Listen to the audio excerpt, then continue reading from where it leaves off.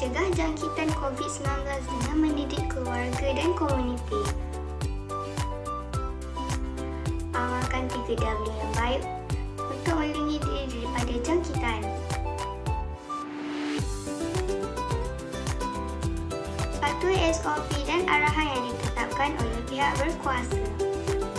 Pantau kesihatan diri untuk memastikan anda tidak bergejala sebelum memasuki tempat awam.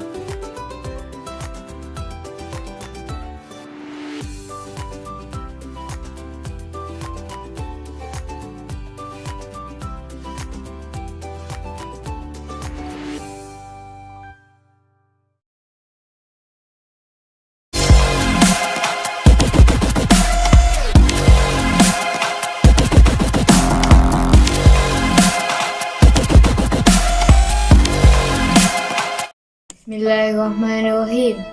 Alhamdulillahirrahmanirrahim. Wassalatu wassalamu ala asyafi anbiya mursalin wa ala alihi washabihi ajma'in.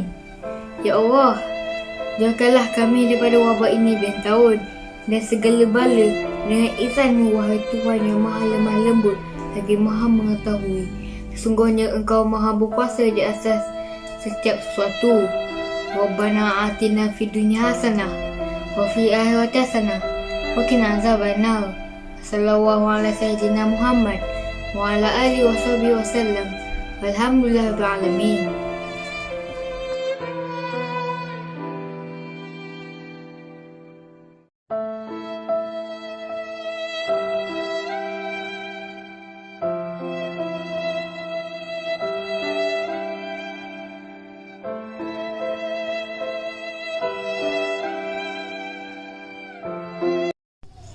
Assalamualaikum dan salam sejahtera yang Malaysia yang dikasihi. Saya Sarah Erdina binti Arifin, pembaca Berita Pendek. Kementerian Kesihatan Malaysia KKM ingin memaklumkan status terkini kes COVID-19 di Malaysia sehingga 3 Februari 2021 jam 12.30 hari. Kes sembuh 3,804 kes, 177,794 kes kumulatif, 78.4%. Kes baru 4,284 kes, 226,912 kes kumulatif.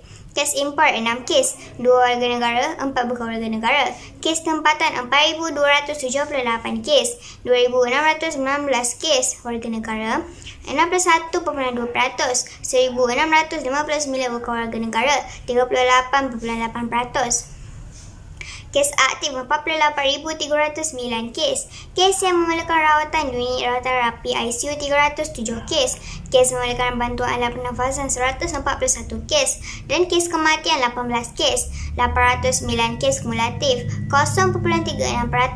Selangor melaporkan kes harian baru tertinggi iaitu sebanyak 1,572 kes, 36.7%. Daripada jumlah ini, sebanyak 1,309 kes, 83.3% adalah daripada kluster-kluster dasar ringan kontak rapat COVID-19 yang aktif dijalankan lapangan. Ini dikutip oleh Johor sebanyak 964 kes. 22.5% dan wilayah Persekutuan Kuala Lumpur sebanyak 651 kes, 15.2%, sebanyak 122 kes, 2.8% yang dilaporkan berada berkaitan kluster-kluster di lokap. Depo Tahanan Imigresen dan Penjara memegang kluster tembok Empaga 54 kes, kluster tembok Pengkalan Cepa 41 kes, kluster tembok Bukit Besi 14 kes, kluster tembok Sungai Udang 5 kes, kluster Penjara Sabaran Perak 4 kes, kluster tembok Taiping 2 kes, kluster Penjara Jalan Harapan 1 kes dan kluster DTI Sepang 2 1 kes. Kes-kes kematian pada hari ini melibatkan 5 kes di Selangor, masing-masing 3 kes di Sarawak dan Negeri Sembilan, 2 kes di Perak dan masing-masing 1 kes di Melaka, Kuantan, wilayah Persekutuan Kuala Lumpur, Johor dan Sabah. Sebanyak 17 kes kematian pada hari ini melibatkan warga negara dan 1 kes bukan warga negara. KKM mengucapkan takziah kepada semua ahli keluarga mereka. Berikut adalah maklumat terkini berkaitan kluster-kluster di Malaysia sehingga 3 Februari 2021. Jumlah kluster baru 851 kluster. Jumlah kluster baru 13 kluster. Jumlah kluster yang telah tamat 439 kluster termasuk 5 kluster yang tamat pada hari ini iaitu kluster ikan emas, kluster tapak bina awan lembah, kluster tenon merah, kluster Sugut dan kluster Gerbang Pongsu. Jumlah kluster aktif 412 kluster. Jumlah kluster pertambahan kes baru pada hari ini 108 kluster. Dan kluster-kluster pertambahan kes baru tertinggi pada hari ini adalah kluster tapak bini muda 534 kes, kluster Jalan Yahya 276 kes dan kluster kebun baru 63 kes. KKM juga yang memaklumkan terdapat 13 kluster baharu telah dikenal pasti pada hari ini yang melibatkan 12 kluster berkata tempat kerja dan 1 kluster pusat tahanan. Perincian 13 kluster baharu yang telah kenal pasti pada hari ini iaitu kluster Jalan Siti. Kluster tempat kerja ini melibatkan dan Sepang di Selangor. Kes-kes berkelas ini telah dilaporkan positif COVID-19 mula pada 2 Februari 2021. Hasil saringan bersasar sebuah pusat membeli belah di Sepang. Sehingga 3 Februari 2021, 912 individu telah disaring, di mana 48 kes telah dikesan positif COVID-19 dalam kluster ini. Kluster Jalan Aman. Kluster tempat kerja ini melibatkan dari Hulu Langat di Selangor. Kes-kes berkelas ini telah dilaporkan positif COVID-19 mula pada 1 Februari 2021. Hasil saringan bersasar sebuah kilang di Jalan Aman Suria, Taman Aman Suria, Bestari Raya, Kuala Selangor. Sehingga 3 Februari 2021, sejumlah 255 individu telah disaring, di mana 38 kes telah dikesan positif COVID-19 dalam kluster ini.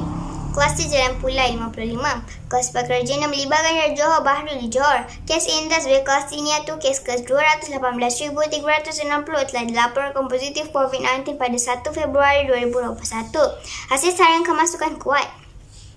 Kluster yang melibatkan penghuni dan pekerja sebuah pusat pelindungan di Jalan Pulai 55, Taman Pulai Utama, Johor Bahru. Sehingga 3 Februari 2021, 58 individu telah disaring, di mana 42 kes telah dikesan positif COVID-19 dalam kluster ini. Kluster Batu 3,5. Kluster pekerja ini melibatkan Batu Pahat di Johor. Kes indas berkelas ini iaitu kes ke-157,478 telah dilaporkan positif COVID-19. Pada 17 Januari 2021, hasil saringan individu bergejala. Kluster ini melibatkan sebuah kilang di Batu 3/2 Jalan Keluar Batu Pahat. Sehingga 3 Februari 2021, 919 individu telah disaring, di mana 19 kes telah dikesan positif COVID-19 dalam kluster ini. Kluster Taman Koperasi. Kluster pekerja yang melibatkan dari kebun di wilayah Persekutuan Kuala Lumpur. Kes-kes berkelas ini telah dilaporkan positif COVID-19 pada 3 Februari 2021. Hasil saringan bersasar sebuah institusi pengajian di Taman Koperasi Kepong. Sehingga 3 Februari 2021, 23 individu telah disaring, di mana 15 kes telah dikesan positif COVID-19 dalam kluster ini. Kluster Kandi Sungai Besi. Kluster pekerja yang melibatkan dari ceras di wilayah Persekutuan Kuala Lumpur. Kes indas berkelas ini iaitu kes ke-196,461 telah dilaporkan positif COVID-19 pada 28 Januari 2021. Hasil saringan individu bergejala.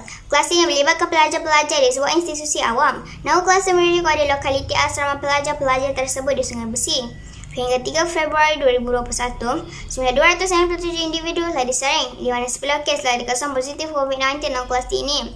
Kluster Ladang Tangkarason. Kluster pekerja yang melibatkan dari Beluran di Sabah. Kes indas berkelas ini iaitu kes ke-224,201 telah dilaporkan positif COVID-19 pada 3 Februari 2021. Hasil saringan di tempat kerja. Kluster ini melibatkan pekerja-pekerja sebuah ladang kelapa sawit di Tangkarason, Beluran. Sehingga 3 Februari 2021, 16 individu telah disaring, di mana kesemua kes telah dikesan positif COVID-19 dalam kluster ini. Kluster Bandar Lama. Kluster tempat kerja ini melibatkan dari Tawau di Sabah. Kes indas berkelas ini iaitu kes ke-170,246 telah dilaporkan positif COVID-19 pada 21 Januari 2021.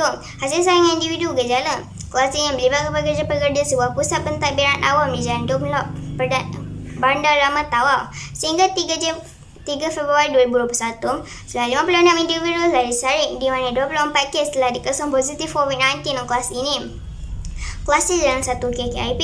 Kluster pekerja ini melibatkan dari Tuaran dan Kota Kinabalu di Sabah. Kes indas berkelas ini untuk kes ke-125,888 telah dilaporkan positif COVID-19 pada 7 Januari 2021. Hasil saringan pra pekerjaan. Kelas ini melibatkan pekerja-pekerja sebuah gudang di Jalan 1 KKIP Selatan, Kota Kinabalu. Sehingga 3 Februari 2021, 994 individu telah disaring, di mana 30 kes telah dikesan positif COVID-19 dalam kelas ini. Kuasa Mayang Pasir. Kuasa Pagarjan yang melibatkan dari timur laut barat daya, seberang perak utara, seberang perak tengah dan seberang perak selatan di Pulau Pinang. Kes Indus berkelas ini itu kes ke-209,009 merupakan kes ILI yang telah dilaporkan positif COVID-19 pada 30 Januari 2021. Kelas ini melibatkan sebuah kilang di Jalan Mayang Pasir Banyan Lepas Barat Daya. Sehingga 3 Februari 2021, sudah 217 individu telah disaring, di mana 47 kes telah dikesan positif COVID-19 dalam kelas ini. Kluster Leboh Karak. Kluster tempat kerjanya melibatkan daerah Bentong di Pahang. Kes Indus berkelas ini iaitu kes ke-222,889 telah dilaporkan positif COVID-19 pada 2 Februari 2021. Hasil saringan individu bergejala. Kelas ini melibatkan pelajar-pelajar serta kaki tangan di sebuah institusi pendidikan yang terletak di Lambuh Raya Kuala Lumpur Karak, Bentong, Pahang. Sehingga 3 Februari 2021, sudah 170 individu telah disaring, di mana 8 kes telah dikesan positif COVID-19 dalam kelas ini. Kluster Tapak Bina Presiden 7. Kluster tempat kerjanya melibatkan wilayah Persekutuan Putrajaya. Kes-kes berkelas ini telah dilaporkan positif COVID-19 pada 3 Februari 2021. Hasil saringan bersasar sebuah tapak binaan di Presiden 7. Sehingga 3 Februari 2021, sudah 136 individu telah disaring, di mana 9 kes telah dikesan positif COVID-19 dalam kelas ini. Kluster Tembok Pengkalan Cepat. Kluster pusat tahanan ini melibatkan dalam Kota Baru di Kelantan. Kes-kes berkelas ini telah dilaporkan positif COVID-19 mula pada 23 Januari 2021. Hasil saringan kemasukan ke pusat tahanan di Pengkalan Cepat. Sehingga 3 Februari 2021, sudah 511 individu telah disaring, di mana 76 kes telah dikesan positif COVID-19 dalam kelas ini. Aktiviti perhimpunan dianjurkan tanpa mematuhi SOP dapat meningkatkan risiko penularan jangkitan COVID-19 bagi orang ramai. Justru, alang penting bagi kita sentiasa waspada dan berusaha melindungi diri sendiri, keluarga dan juga masyarakat di sekeliling kita daripada mendapat jangkitan COVID-19. Penularan virus ini boleh dielakkan dengan sentiasa memastikan penjarakan fizikal yang selamat, kerap mencuci tangan dengan air dan sabun atau hand sanitizer serta pemakaian alat pelitup muka. Kepada seluruh rakyat Malaysia, kita sudah berada dalam gelombang ketiga COVID-19. Oleh itu, selalu lagi kita menunjuk jari dengan menyalahkan antara satu sama lain. Dengan itu, kita bangkitlah semula macam mana kita menentang sejak pandemik ini melanda di negara kita. Patuhlah SOP yang dikeluarkan kerajaan. Elakkan 3S dan juga amalkan 3W. Mari sama-sama kita menentang semula virus COVID-19 ini walaupun vaksin masih belum diperolehi. Tapi sekurang-kurangnya vaksin kita adalah patuh SOP dan amalkan penjarakan fizikal. Berikut asentuasi peningkatan kes COVID-19 dalam negara telah mencapai jumlah kumulatif sebanyak 226,912 kes. Masyarakat yang akan terlebih waspada dan berhati-hati dalam mengurangkan risiko penularan jangkitan COVID-19. Ini sahaja yang tak berita pendek hari ini. It's one of the tiniest machines on the planet, about 100 times smaller than the average cell. It's so small that no scientist can spot it through a typical light microscope. Only with an electron microscope can we see its spiky surface. Despite its diminutive size, the novel coronavirus, dubbed SARS-CoV-2, has seemingly taken the world by surprise with its virulence.